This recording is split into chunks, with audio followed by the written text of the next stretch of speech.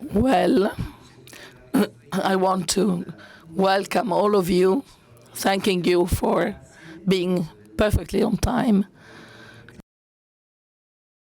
Thank you for being here at this press conference. So numerous, I will not say much about our curator. He has already been introduced. We have already spoken about the reasons of the choice of a curator who for the first time comes from South America. We had never had a curator of the art exhibition coming from that part of the world. I thank you again, you all, for being here. I'm glad that today I'm passing the presidency to Pierangelo Buttafuoco. We are managing this passage in fully respecting the institution, and so that everything that will take place will be in line with the quality Biennale deserves. Thank you, Pierangelo, for being here with us. The press conference to present the 60th International Art Exhibition of La Biennale di Venezia, curated by Adriano Pedrosa, coincides with the end of my term as president. The first act of this past four-year term was the organization of the exhibition, The Disquieted Muses, La Biennale di Venezia Meets History, curated by the 6 artistic directors of the time: Alberto Barbera for cinema, Marie Chouinard for dance, Ivan Fedele for music, Antonio Latella for theater, Hashim Sarkis for architecture, coordinated by Cecilia Lemani, artistic director of Biennale Arte for 2022. It presented materials from the historic archive in the central pavilion of the Giardini that was empty due to the postponement of the International Architecture Exhibition due to the COVID pandemic. That titled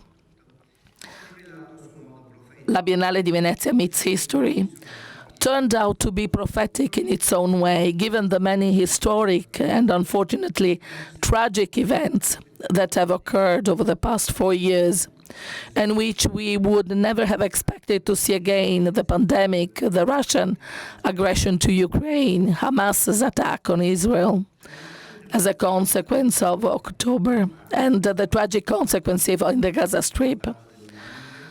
The La Biennale's international nature makes it a privileged vantage point from which to observe the state of the world through the transformation and evolution of the arts. No curator, in choosing the theme of their exhibition, seeks directly to engage in a hot topic discussion, but all of them are influenced by them and the changing perception of the exhibitions themselves may be felt in the way they are interpreted by visitors, professionals in the field, and the press. But it is first and foremost the real presence of the national pavilions, the historic pavilions in the Giardini, and more recently the ones that have been added at the Arsenale and in other venues around the city, that this year reached 90 participating countries, that make La Biennale a unique meeting ground between the arts and the changes in society. So 30 participating countries and 30 collateral events this year. The autonomy of the artistic directors is the strongest guarantee that La Biennale di Venezia formula continues to work and produce sometimes surprising effects, even on the diplomatic and political level.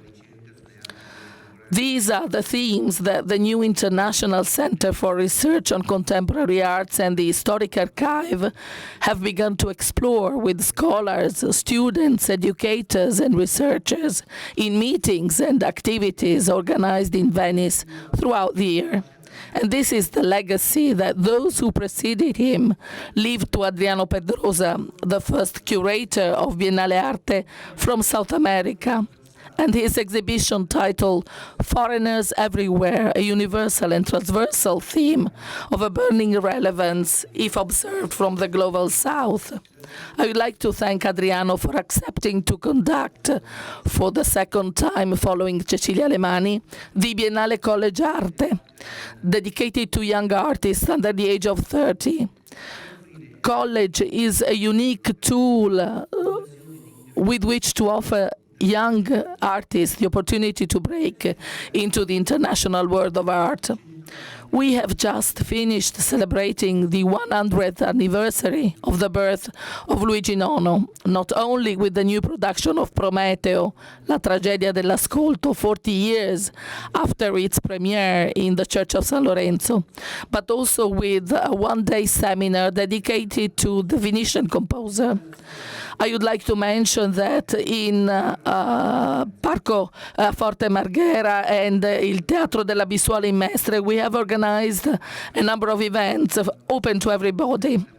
Tomorrow is the opening day of the 15th International Kids Carnival, which will offer its traditional workshops and encounters for schools and families. And this year's edition will be enriched with the original program of dance performances on ice in Mestre, a preview of the Biennale Danza directed by Wayne McGregor. These are some of the activities of the Historical Archive of Contemporary Arts, carried out with the aim of bringing different audiences closer to our institution. We would like to thank all participating countries and new national participations, the institutions and the authorities supporting La Biennale,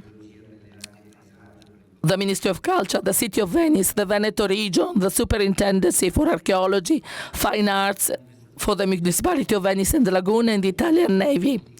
Our thanks go to the event's Partners Watch, to the main sponsor, Ili Cafe, and to the sponsors American Express, Bloomberg Philanthropies, and Vela Venezia Unica. We thank the important international donors, organizations, and institutions who have contributed to this Biennale. We thank Adriano Pedrosa and his team. And finally, we would like to thank everyone at La Biennale for the professionality and the dedication they have demonstrated in realizing and administering this exhibition. Thank you.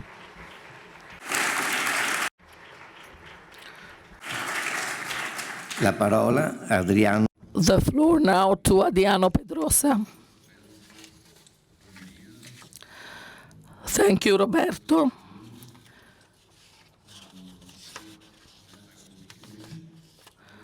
And to understand much of what Roberto says. I can follow much of it, but not all, and certainly cannot speak. So I will need actually translation later on. So it has been a really extraordinary journey. This whole research period has been very intense last year as we finalized the list of artists and the checklist of the exhibition, which is, of course, finalized at this stage. It's an extraordinary journey with conversations with many artists, curators, colleagues in different parts of the world. I'm very grateful to all of them. I'm grateful to my own team, the team working with directly with the curator, the curators team, as we call it, Amanda Carneiro and Sofia Gocci, the artistic organizers, Juliana Zibel, the architect, and Paola Chinocco, the graphic designer, who has made the wonderful design and identity that we are presenting today. I'm also, of course, very grateful to Roberto and the board who appointed me, and all the team at the Biennale, and also grateful for all the donors. We have a group of many donors that are supporting the exhibition, as well as the sponsors and the galleries and the collectors and the critics and the curators. It's really a large network of people that support this exhibition and have showed an incredible enthusiasm and very generous support towards this project that we are presenting today, which you might be curious. We have 332 artists in the exhibition. And I will now turn to my statement, which you will receive later on. And some images. I've selected about 40 images that are somehow referenced in the text. So, Stranieri ovunque, foreigners everywhere. The title of the 60th International Exhibition of La Biennale di Venezia is drawn from a series of works made by the Paris-born and Palermo-based collective Clairefontaine since 2004. The works consist of neon sculptures in different colors that render, in a growing number of languages, the expression "foreigners everywhere." The expression was in turn appropriated from the name of a collective from Turin that in the early 2000s fought racism and xenophobia in Italy, Stranieri ovunque. There are currently some 53 languages in Clairefontaine's series of neon sculptures, both Western and non-Western, including several indigenous languages, some that are in fact extinct. And this large group of neon sculptures will be exhibited at the Biennale Arte this year in a new large-scale installation in the iconic Gagendre shipyards in the Arsenale. The backdrop for the work of Clairefontaine and of Stranieri ovunque is a world rife with multifarious crises concerning the movement and existence of people across countries, nations, territories, and borders, which reflect in turn the perils and pitfalls of language, translation, nationality, expressing differences and disparities conditioned by race, identity, nationality, gender, sexuality, freedom, and wealth. In this panorama, the expression "foreigners everywhere" has several meanings. First of all, that wherever you go and wherever you are, you will always encounter foreigners. They, we, are everywhere. Secondly, that no matter where you find yourself, you are always truly and deep down inside a foreigner. In addition, the expression "stranieri ovunque" takes on a very particular site-specific meaning in Venice, a city whose original population consisted of refugees from Roman cities, a city that was at one point the most important center for international trade and commerce in the Mediterranean, a city that was the capital of the Republic of Venice, dominated by Napoleon Bonaparte and taken over by Austria, and whose population today consists of some 50,000 residents that may reach 165,000 in a single day during peak seasons, due to the enormous number of tourists and travelers in the city, foreigners of a privileged kind visiting Venice. Here, foreigners are everywhere. Yet one may also think of the expression as a motto, a slogan, a call to action, a cry of excitement, joy, or fear. Foreigners everywhere. More importantly, it assumes a critical signification today in Europe, around the Mediterranean, and in the world, when the number of forcibly displaced people hit the highest in 2022, last 2 years ago, at 108.5 million, according to the United Nations High Commissioner for Refugees, and it's a number that is expected to have grown even more in 2023.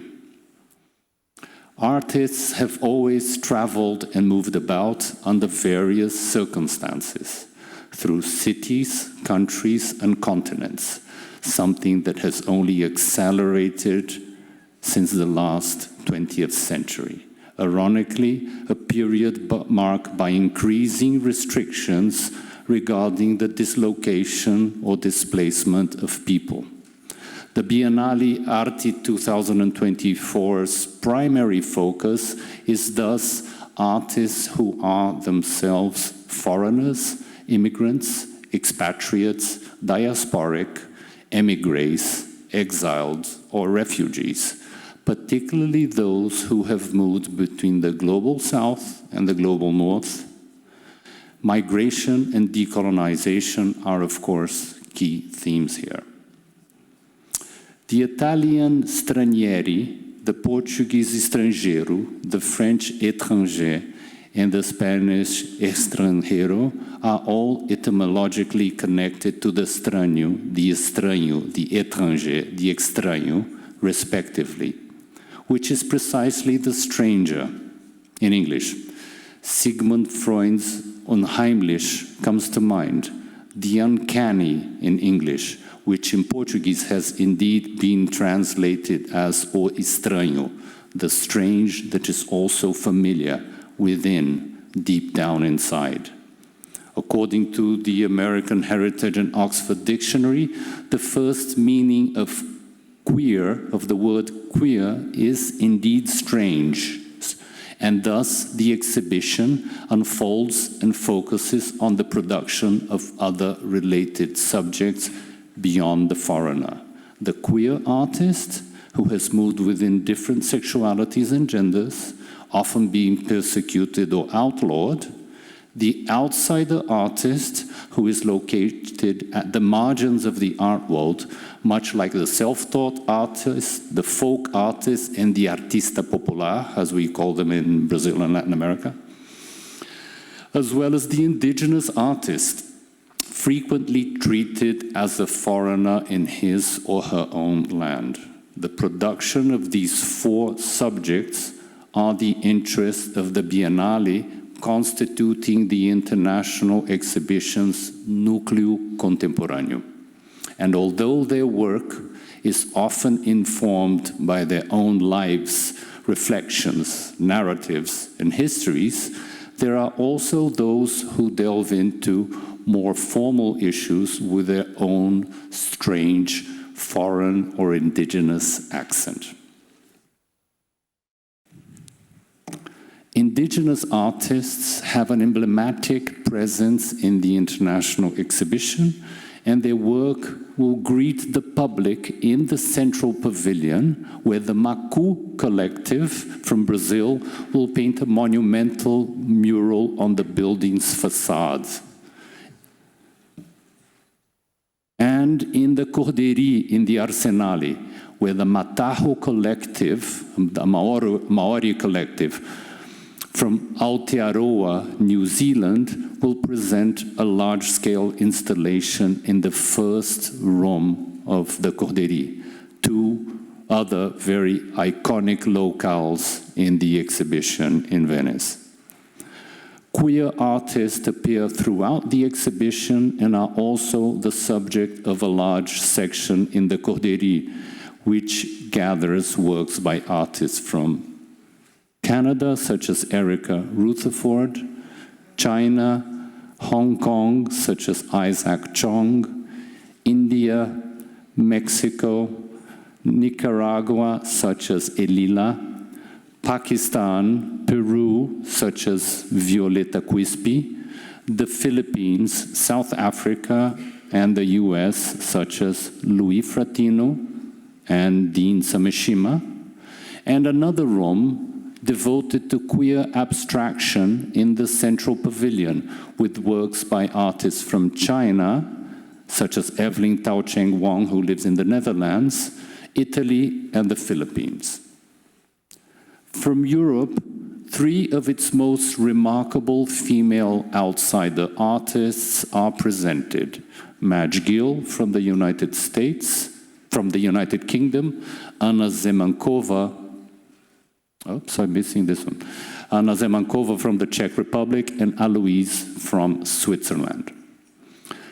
The Núcleo Contemporâneo, will feature a special section in the Corderie devoted to the Disobedience Archive, a project by Milan-based curator Marco Scottini, which since 2005 has been developing a video archive focusing on the relationships between artistic practices and activism. In the Biennale, the presentation of the Disobedience Archive is designed by our architect Juliana Zibel in collaboration with Marco Scottini. And Zibel, of course, is also working in the exhibition architecture of the entire international exhibition. The section, the Disobedience Archive section, is divided into two parts, especially conceived for our framework, focusing on films and videos that are somehow related to diaspora activism and gender disobedience, and will include works by 39 artists and collectives made between 1975 and 2023. So this is the Núcleo Contemporâneo. The second núcleo is the Núcleo Histórico. The Núcleo Histórico will gather works from 20th century, Latin America, Africa, the Middle East, and Asia. Much has been written about global modernisms and modernisms in the Global South, and a number of rooms will feature works from these territories, much like an essay, a draft, a speculative curatorial exercise that seeks to question the boundaries and definitions of modernism. We are all too familiar with the histories of modernism in Euro-America, yet the modernisms in the Global South remain largely unknown. Knowledge about these is limited to specialists in each individual country or region at best, yet connecting and exhibiting these works together will be somehow revealing. It is in this sense that these histories assume a truly contemporary relevance. We urgently need to learn more about and from them. Additionally, European modernism traveled far beyond Europe throughout the 20th century, often intertwined with colonialism, and many artists in the Global South traveled to Europe to be exposed to modernism. In this process, modernism was appropriated and devoured in the Global South.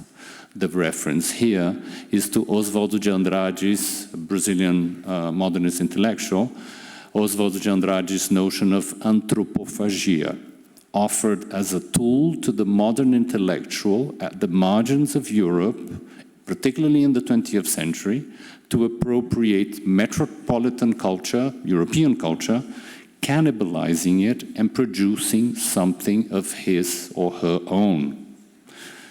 Anthropophagia, of course, evokes the cannibalistic practice of the indigenous Tupinambá people in pre-invasion Brazil, prior to the so-called invasion of the Portuguese to the country in 1500s.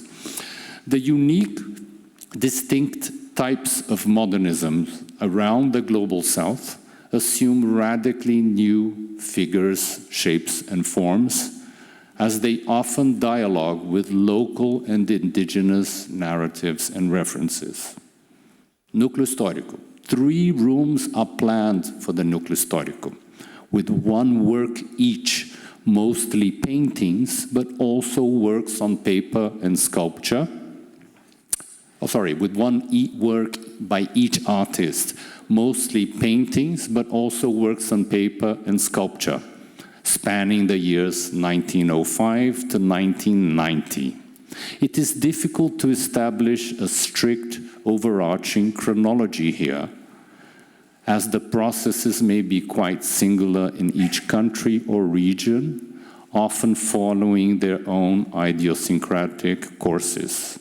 In the central pavilion, one room is devoted to portraits and representations of the human figure, and a second room is devoted to abstraction. So, núcleo contemporâneo, núcleo histórico. Núcleo histórico is many divisions in the exhibition. Núcleo histórico has 3 sections: abstraction, portraits, and the Italian diaspora, which I'll speak in a little bit. The double room named Portraits includes works by 112 artists from Algeria, Aotearoa, New Zealand, such as Selwyn Wilson, the first Maori artist to enter a museum collection in Aotearoa, New Zealand, Argentina, Brazil, such as Cícero Dias and Ieda Maria, Bolivia, Chile, such as Laura Rodig, a wonderful portrait of Gabriela Mistral, who was her partner, China, Colombia, with a sculpture by very iconic sculptor in Colombian modernism, Rómulo Rosso, Cuba, Dominican Republic, Ecuador, Egypt, with Ingi Eflatun, who is participating for the second time. Okwi and Wezo had exhibited her work, Ghana, with the work of Grace Kuwami, Guatemala, India, Indonesia, Iran, Iraq, Jamaica, Korea, with a wonderful portrait by Kwed Lee, Lebanon, Malaysia, Mexico, Mozambique, Nigeria, Pakistan, Peru, the Philippines, Puerto Rico, Singapore, South Africa, Sri Lanka, Sudan, Tunisia, Turkey, Uruguay, Venezuela, Vietnam, and Zimbabwe. I was told my list of countries were very long, but I feel quite attached to them. The selection shows how the human figure has been explored in countless different ways by artists in the Global South, reflecting on the crisis of representation around the very figure that marked much of the art in the 20th century. In the Global South, again, many artists were in touch with European modernism through travels, studies, or books, yet they bring their own highly personal and powerful reflections and contributions to these works. Most pictures depict non-white characters, which in Venice, at the heart of the Biennale, becomes an eloquent feature of this large heterogeneous group and the exhibition itself. The room devoted to, we had Cicutto, the wonderful self-portrait of South African Cicutto as well.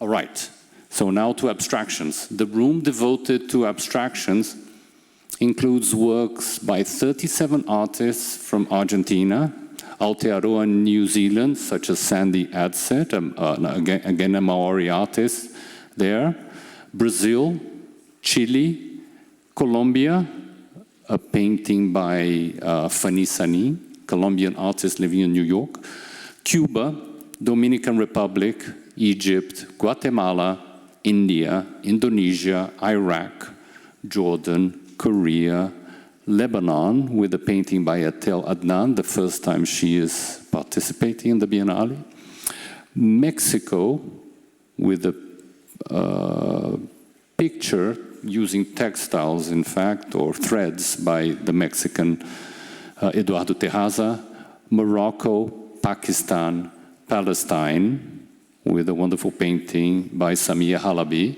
Palestinian artist living in New York, the Philippines, Puerto Rico, South Africa, and Turkey. A key reference here in the room devoted to abstraction is the extraordinary Casablanca School. Let me see if I have... No. Is the Casablanca School of painters from Morocco. Sorry, there you go.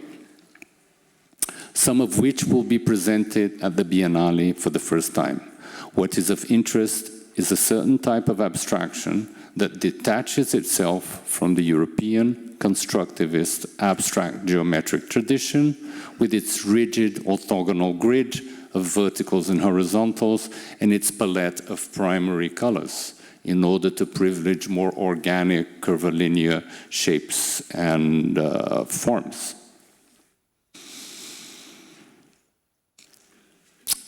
Most of these artists are being exhibited together for the first time.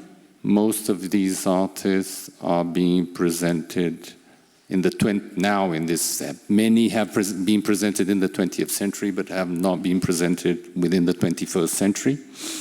They are being exhibited certainly here together for the first time, and we will learn from these unforeseen juxtapositions in the flesh, which will then hopefully point towards new connections, associations, parallels, and histories, much beyond the rather straightforward category that I have proposed, portraits and abstractions.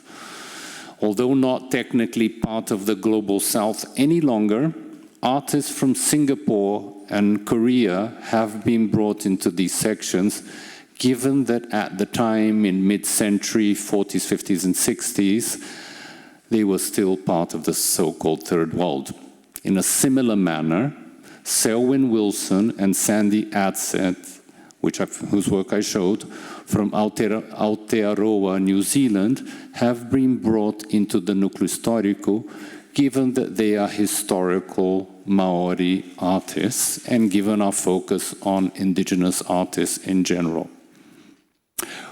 With the inclusion of the vast majority of these artists in the Núcleo Histórico at La Biennale di Venezia for the first time, I hope a historical debt is paid towards them. A third room in the Núcleo Histórico is devoted to the worldwide Italian diaspora in the 20th century. Italian artists who traveled and moved abroad, developing their careers mostly in Africa, Asia, and Latin America, but we do have a couple of artists that also moved about in Europe and the United States. Artists who become embedded in local cultures and who often played significant roles in the development of the narratives of modernisms beyond Italy itself. Lidi Prati, our second-generation Italian artists from Argentina, of course, two of the largest communities of Italian diaspora are precisely in Brazil and in Argentina. Bona de Mandierkis, Nena Sanguinetti, who lived in Ethiopia and Eritrea, and Gianni Bertini. This room will feature works by 40 artists who, as I said, are first or second generation, actually born in Italy, exhibited in Lina Bobardi's glass easel display system. This is what I'm showing here, is the glass easel display system at the São Paulo Art Museum. Bobardi herself, an Italian born in Rome, who moved to Brazil, became a Brazilian citizen, and who won the 2021 Biennale Architettura's Golden Lion for lifetime achievement in memoriam. Two quite different but related elements have emerged rather organically in the research and have been developed, appearing as leitmotifs throughout the international exhibition. The first one is textiles, which have been explored by many artists in the show, both in the Núcleo Histórico and in the Núcleo Contemporâneo. For example, key historical artists such as Olga de Amaral, Eduardo Terrazas from Mexico, whose work I showed, and Mónica Correia from India in the Núcleo Histórico, and other artists in the Italian diaspora section as well. And many artists in the Núcleo Contemporâneo, including Agnes Waruguru, Ahmed Umar, Anna Zemankova, Antônio Guzmán and Eva Yankovic, the Bordadoras de Isla Negra collective from Chile, whose work I'm showing here, Bushra Halili, Claudia Alarcón and Silat, the collective, Dana Awartani, a Palestinian artist living in Saudi Arabia, Frida Toranzo Jäger from Mexico. This is, at times, it's not the actual work that is being exhibited. Frida and Dana are producing new works for the exhibition. These are reference images because they are, as it were, from the same series. Gunis Terkol, still artists working somehow with textiles. Kang Seung Lee, Liz Collins, the Mataho Collective from the Maori Collective, whose work I showed already, opening the Corderie. Noor Juda, the wonderful Pasita Bad from the Philippines, Paula Nishu, Sangodari Ayala, Shalom Kufkawatenzi, Susan Wenger, and Yinka Shonibari, as well as with the Chilean arpilleristas. These works, the textile-based works, which is one of the motifs in the exhibition, reveal an interest in craft, tradition, and the handmade, and in techniques that were at times considered other or foreign, outsider or strange in the larger field of visual arts. A second motif is family of artists, artists related by blood. So these are not the focus of the exhibition, but they have emerged as motifs throughout the research. So we have Andrés Curuchichi from Guatemala and his granddaughter, Joselena Curuchichi, being exhibited in the same room. Abel Rodriguez, indigenous artist, and his son Ayukobo from Colombia, often indigenous artists. Fred Graham and his son Brett Graham, Maori artists from Aotearoa, New Zealand. Juana Marta and her daughter Julia Isidris from Paraguay, Guarani artists from Paraguay. The Macu, who I've showed, Movimento dos Artistas Runicuim, the Runicuim collective from the western part of the Brazilian Amazon region. Joseca and Taniki Yanomami from the northern part of the same Amazon Brazilian region. Santiago Uarcani and his father Rember Uarcani, indigenous artist from Peru. Maybe, oops. All right.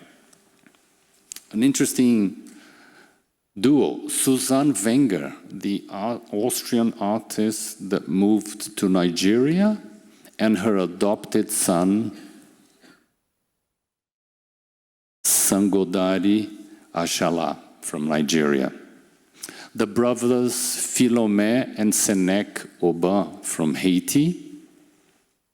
And another interesting pair, Lorna Céline and Jewad Céline, the husband and wife from Iraq and the UK.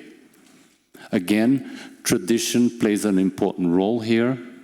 The transmission of knowledge and practices from father or mother to son or daughter, or among siblings and relatives. As a guiding principle, the Biennale Arte 2024 has favored artists who never participated in the international exhibition, though a number of them will have been featured in a national pavilion or a collateral event in the Núcleo Contemporâneo, and many artists have participated in the 20th century in the Núcleo Histórico. Special attention is being given to outdoor projects, both in the Arsenale, with works by Ana Maria Maiolino, who is our Golden Lion for Lifetime, one of our Golden Lions for lifetime achievement. Beatriz Cortez, Claire Fontaine, Lauren Halsey, Leila Babiri, and Taylor Nikomo. And also outdoor projects in the Giardini with works by Ivan Argotti, who is here today. Ivan, thank you for your presence where you are. Thank you. We have an artist in the room. Ivan Argotti, Mariana Tejeria, Rindon Johnson, and Sol Calero. Performance program is being planned also with events during the opening and the closing days of the exhibition.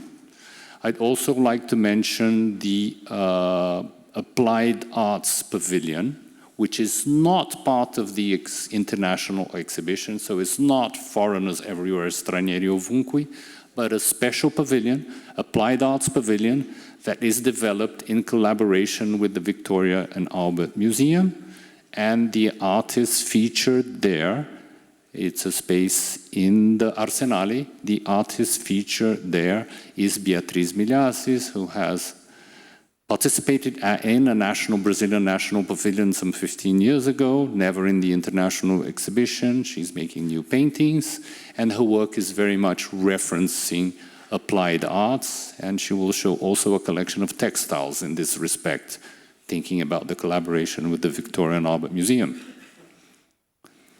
The catalogue and the short guide of the Biennale Arte 2024 and its international exhibition is being designed by Paula Tinoco from Estúdio Campo in São Paulo and edited by myself with the collaboration of our two artistic organizers, Amanda Carneiro and Sofia Gotch, who is also here. Thank you, Sofia. We have invited over 100 authors from different parts of the world to write the more than 300 artists' entries in the book, privileging a polyphonic approach to the publication. The catalogue also features interviews with the two artists who won the Golden Lion for Lifetime Achievement, Ana Maria Maiolino, conducted by Amanda Carneiro, and Nui Alter, an interview conducted by Sofia Gocci.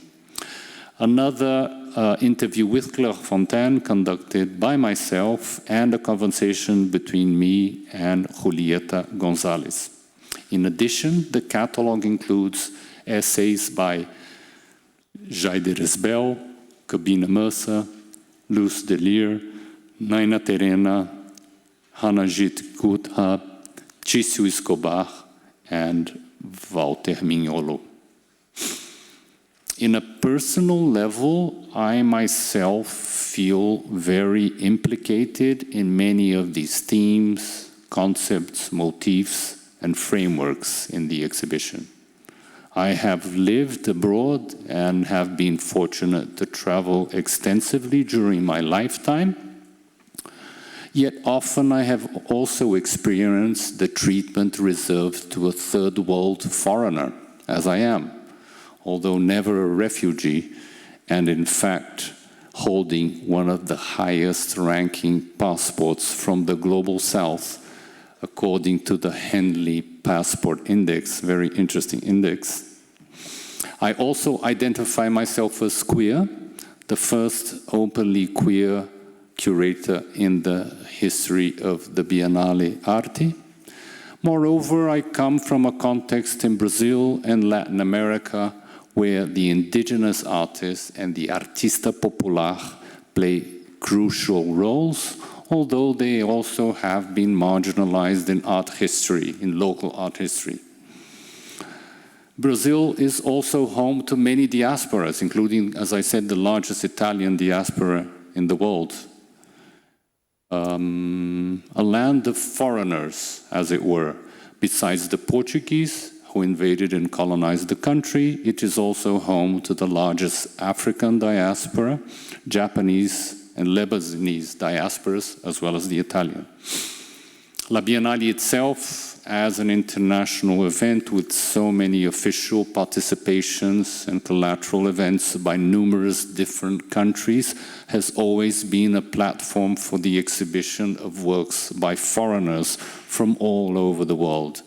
In this rich tradition, the 60th International Exhibition of La Biennale di Venezia, the Biennale Arte 2024, will be a celebration of the foreign, the distant, the outsider, the queer, as well as the indigenous.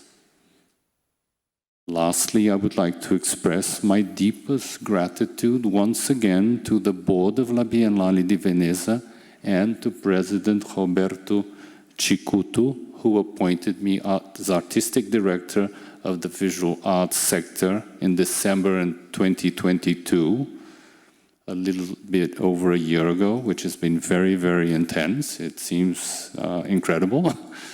And of course, in charge of curating the Biennale Arte 2024. Thank you very much.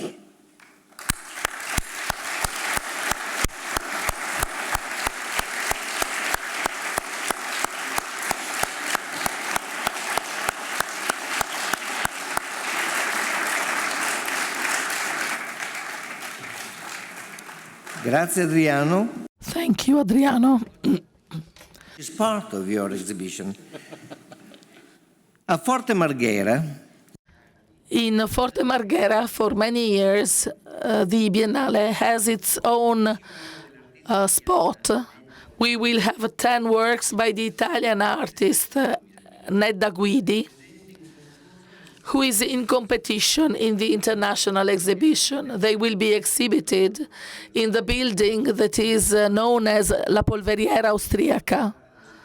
And she has been invited for the alternative techniques she has adopted with ceramics. Not just an artist with ceramics, but someone fundamental for the evolution of modern ceramics. Allow me to remember a couple of things.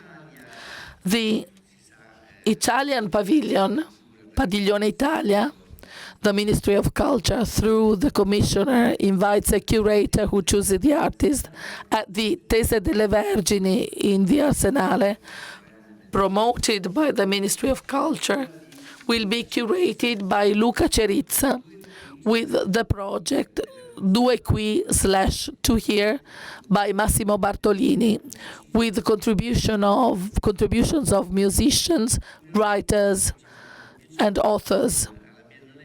We will have back in Biennale Arte the Holy Seat with its pavilion, promoted by Cardinale Tosentino de Mendonça, and will be located today in the prison, female prison in Venice, in Giudecca, in the island of Giudecca.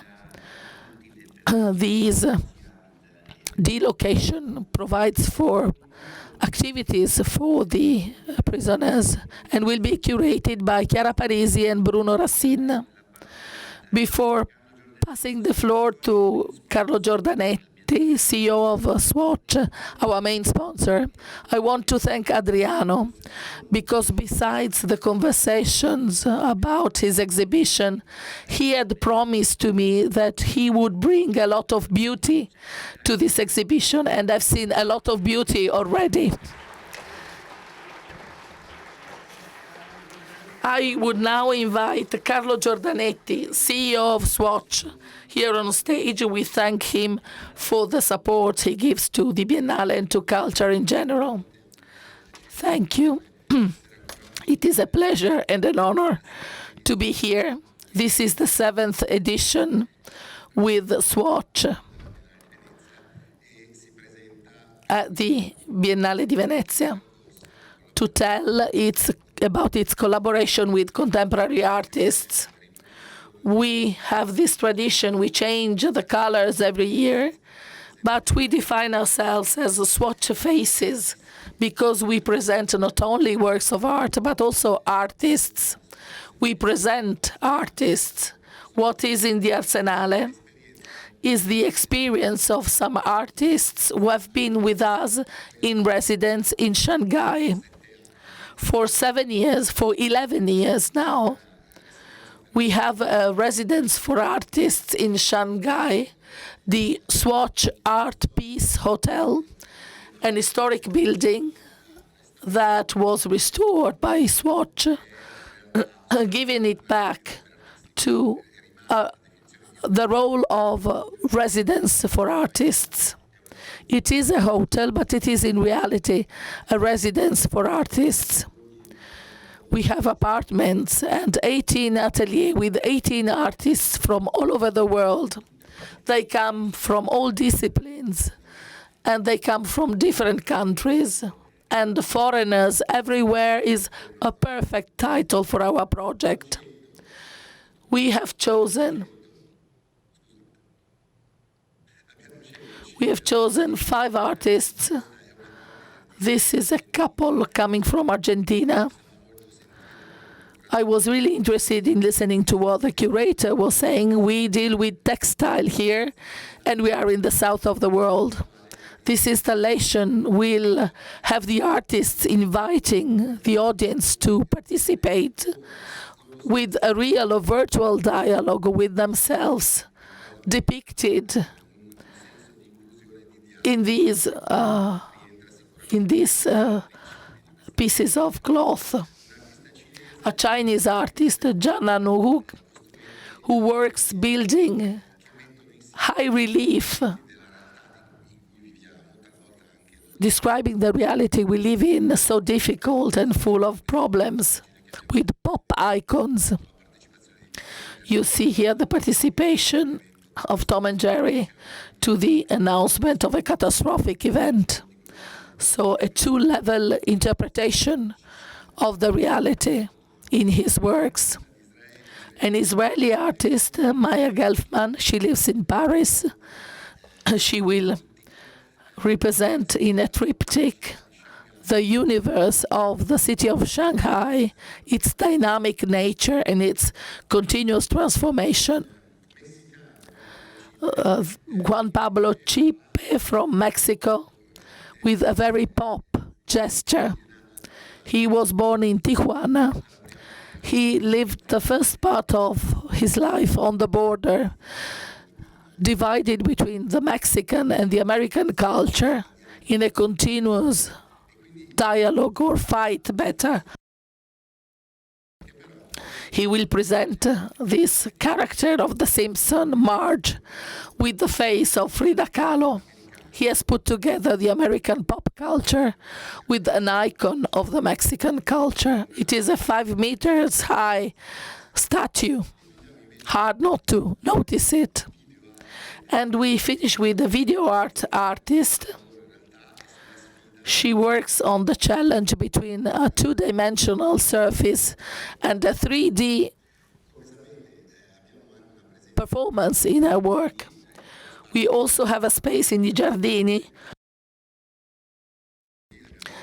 In the past years, we had Joanna Vasconcelos in 2015, Jan Davenport in 2017, Joe Tilson in 2019 with the installation of flags devoted to Venetian architecture. Last year, 2 years ago, Navin Ravanchekul from Thailand, who had made a fantastic work for foreigners everywhere, as he was dealing with the communities of migrants who have established in Venice. This year we will have a Japanese artist, a very young Japanese artist, who will send a very positive and inclusive message, something that is at the center of the spirit of Swatch. Thank you.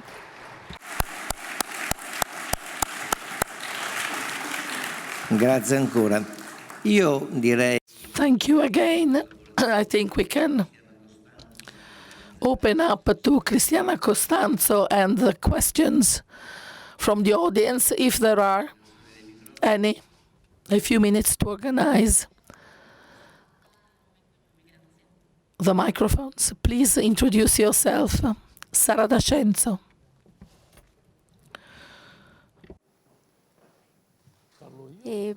Buongiorno. Good morning. Corriere del Veneto. I have a question for President Cicutto and one for the curator. For the President, a practical question. After the recent events in Vicenza, I wonder whether you are planning to increase the surveillance for the Israeli pavilion, considering the current situation. Or do you think that everything will be as usual, as there was already particular attention to the Israeli pavilion? For the curator, I was really surprised in moments when art is dematerializing and a lot of attention is paid to artificial intelligence and to NFC. Your exhibition focuses on man and on concrete reality. Is it a gesture of reaction to the current trends to dematerialize art? Sara, you attend not only the Art Biennale, but you know that we collaborate with the different authorities all over the year. So with this dialogue, we keep into account the different needs that might arise. A great example of something good, not only to protect people and places from violent acts, was COVID. Without the collaboration with the health institution, with the police and other authorities, we wouldn't have been able to organize the cinema festival, the movie festival, during the period of COVID. So I don't see the exhibition as reacting. I mean, indeed, I elected certain subjects and a certain framework, but it's not a reaction against artificial intelligence or works that somehow deal with that. There is one work that I think it will reference that in the exhibition, but it's just a certain number of subjects that I chose. So I think if you look at a sequence of Biennale editions, it's always desirable that there is some diversity among biennales and that we don't all run towards certain current or contemporary or more I would say current, not to use trendy, but current themes and topics. So, maybe hopefully another biennial can focus on that, but definitely I'm not really against it. It's not a reaction.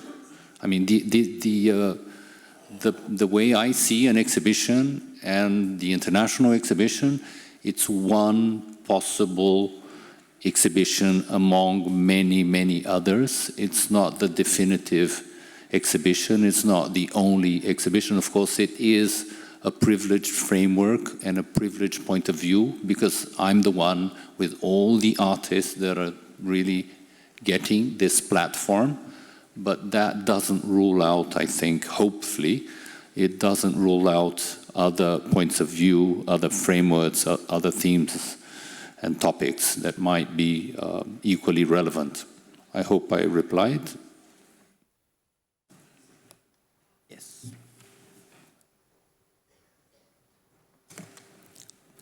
Posso? Buongiorno, sono... Good morning, Roberto Nardi, ANSA. I was curious about the part referring to the artists that have a blood a link, a broad relationship. In our artistic tradition, we have the Renaissance schools that have a long tradition of this type. But I do not think that in contemporary art there is much of this tradition. What kind of relationship did you find? Is it just blood? Is it tradition?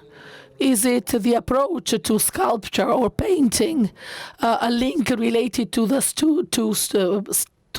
type of study that was done by the artists?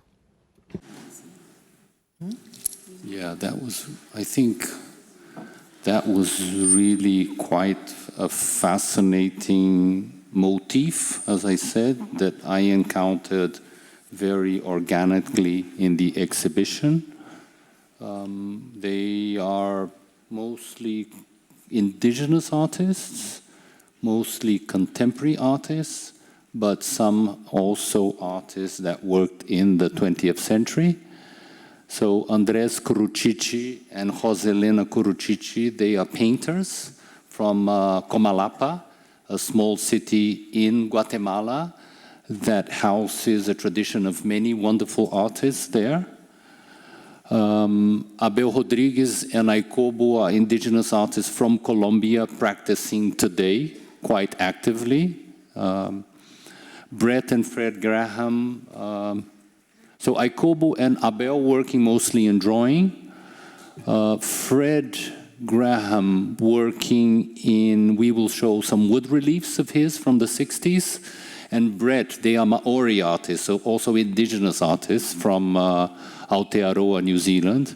Brett is making a large-scale sculpture. Juana Marta and Julia Isidris are ceramicists, so working in sculpture. Juana Marta no longer alive. Julia Isidris living in a small city, Ita, in Paraguay. The Maku, of course, as we see, they make paintings, they make works on paper, they make, it's a collective of artists from Junicuin in the western part of the Amazon, and they will do the large-scale facade. I'm just going through each one that I've mentioned. José and Taniki Yanomami working mostly in drawings, indigenous artists. Santiago Yawarkani, wonderful senior artist working in Peru. With painting, I would say it's painting, but it's not, it's a very particular type of support that they use. Rembe Gissan, also indigenous, artists, working mostly in Lima, working in painting, so we'll have a room devoted to them. Suzanne Wenger and her adopted son, she's interesting, she's an Austrian woman, moved to Nigeria and became a Yoruba priestess. So they are working both with batik techniques and textiles. She was working since the 60s, 70s, and he just passed away a couple of years ago. And then we have two brothers, Philomé and Sénèque Aubin from Haiti, the school of many self-taught artists in Haiti that really work. There's another, they work in groups, no? But they all, each one have their individual works. And I would say Philomé and Sénèque are the most, among the most well-known Haitian artists of this group. Finally, we have a very different pairing, which is Jawad Selim from Iraq, one of the most important Arab modernist artists, who married to a woman, a British woman, Lorna Selim, who of course was born in England. She moved to Iraq, and then when Jawad passed away, she moved back to the UK. So very different, and working mostly in the 20th century, let's say. So very, and they are in the Núcleo Histórico, very different types of configurations. I hope I replied. Enrico Tantucci qui. Sì. Volevo chiedere. I would like to ask a couple of things. You said that decolonization is one of the guiding terms in this Biennale, and it was also one of the keywords in the Biennale of Leslie Loco for architecture. Do you see a continuity between her Biennale for architecture and your Biennale of art? And then, in general, the curator asks the countries that have a pavilion in their autonomy, if possible, to work in line with the subject of the exhibition. How was it this year? Did they follow your indications somehow? Yes, I think, decolonization can be understood in many different manners. I think one important aspect of it is a certain critique of a certain Eurocentric tradition that we see very present in art history, and of course reflects in museums, collections, and art exhibitions. I think in the past couple of decades, we've seen many artists from the global south, beyond Europe and America, participating in exhibitions and biennales in different parts of the world, including Venice. I don't think it's possible for a curator of a biennale and a curator from Venice to do an exhibition without looking at artists from those parts of the world.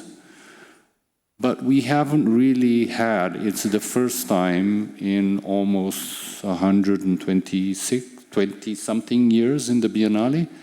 There's a very long tradition of European curators and a few curators from the US. There was, of course, the wonderful Okwi and Wezor in 2015 from Nigeria, who was mostly working in Munich and New York at the time. So I think it took Roberto, Cicutto to appoint these curators from other parts of the world. And in that sense, I feel very connected to Leslie Loco. And I see it as a connection, and a continuation of Roberto Cicutto's, the president's choices in terms of the curator. Sorry, what was the second question? Seconda domanda. The second, no, it was about the national pavilions. So the national pavilions, I don't really have a conversation with the national pavilions. They develop their project completely in an autonomous way, and they are free to, let's say, respond to the framework or not of the exhibition, for example. But I do feel that you see it in many pavilions, that there has been, I don't know if they're responding to my title or my framework. In some instances, you actually see them writing about that, or it's just also a spirit of the time, I think. Because, for example, so we see a number of pavilions that are looking at foreigners or looking at artists from their former colonies, or, for example, in Spain, the artist Sandra Gamarra, who is a Peruvian artist with a Spanish passport. In Britain, the Jonna Comfra, who is a Ghanaian British artist as well. But if you look at, for example, France, they announced their artists in the same day that I was announced. So much beyond, much before these processes begin. I mean, I'm appointed in December. The framework and title is announced in June. So by June last year, many pavilions will have chosen their artists already. And this was the case of France, one of the early countries, one of the early national pavilions to announce the artist. But they also announced an artist that is a French-Caribbean artist. So I feel there is some connection. But again, I don't think they couldn't have responded to my theme, my framework. But I think it's more sort of the spirit of the time.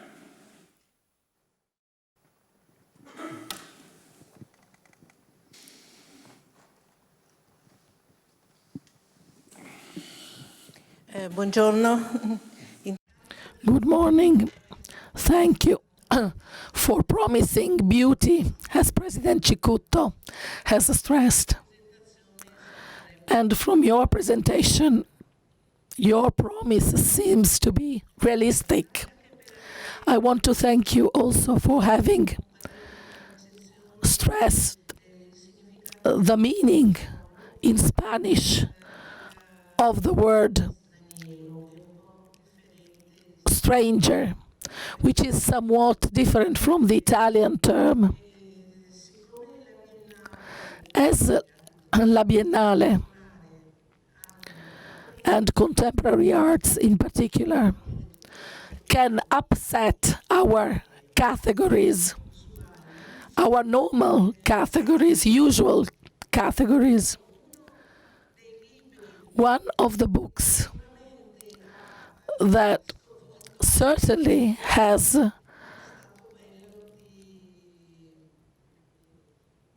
disrupted these categories was a book by Camus, The Stranger, dating back to 1942, Second World War. We hoped for that war to be the last. Unfortunately, there are still winds of war today. I wonder whether there will be a reference to this work, to this novel by Camus, in your exhibition. I don't recall a direct reference to Camus in the exhibition at this stage. Not off the top of my head, no. But it is indeed, an interesting reference. I read it maybe 40 years ago in my French classes, and I will go back to it. Thank you for reminding. Yeah.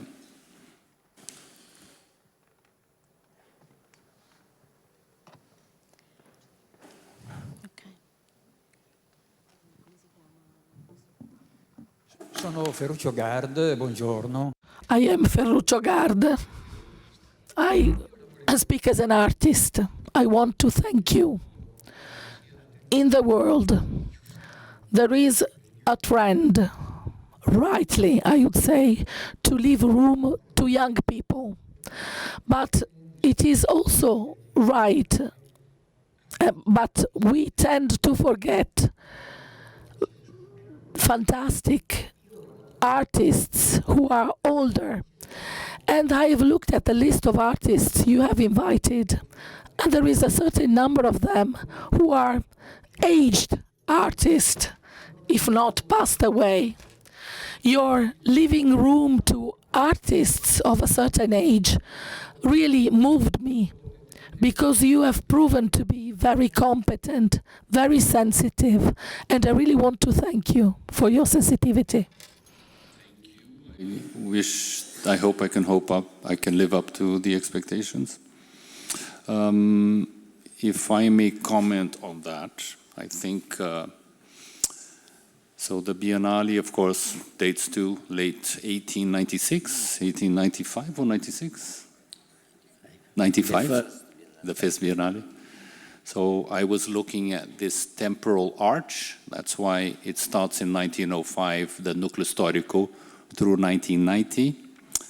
I would say that the last 20 or perhaps even 30 years, this is, of course, primarily a Biennale devoted to contemporary art. But I think in the last at least 20, if not 25 years, there's been a strong presence of artists from the Global South in the Biennale, but this only starts in the 90s. So we don't see this really happening prior to 1990. It's very rare. That's why I thought it would be interesting to bring in these artists from the 20th century, from these different parts of the world, many artists that perhaps participated once in the 20th century, but they are now not well known at all.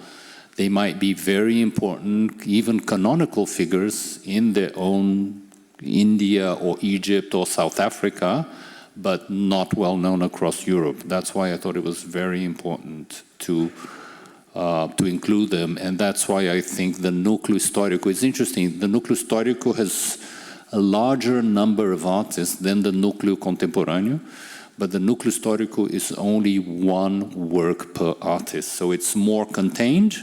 As I said, 3 rooms, or perhaps 2 rooms and a double room, 2 sections in the central pavilion, 1 section in the Arsenale. So although the number is larger, it's because we have 1 artist, 1 work per artist. But really the largest presence is in the end in the Núcleo Contemporâneo. Thank you.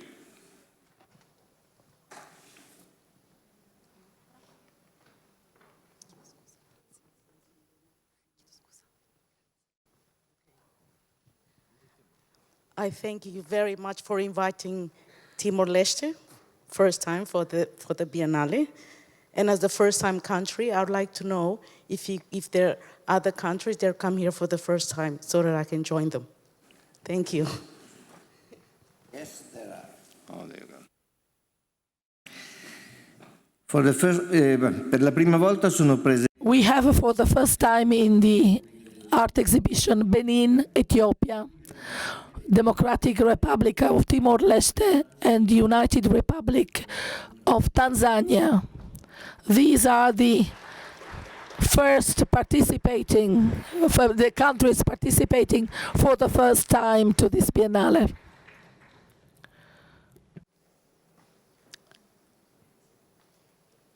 Ci sono altre domande dalla stampa, dal pubblico? Other questions from the audience?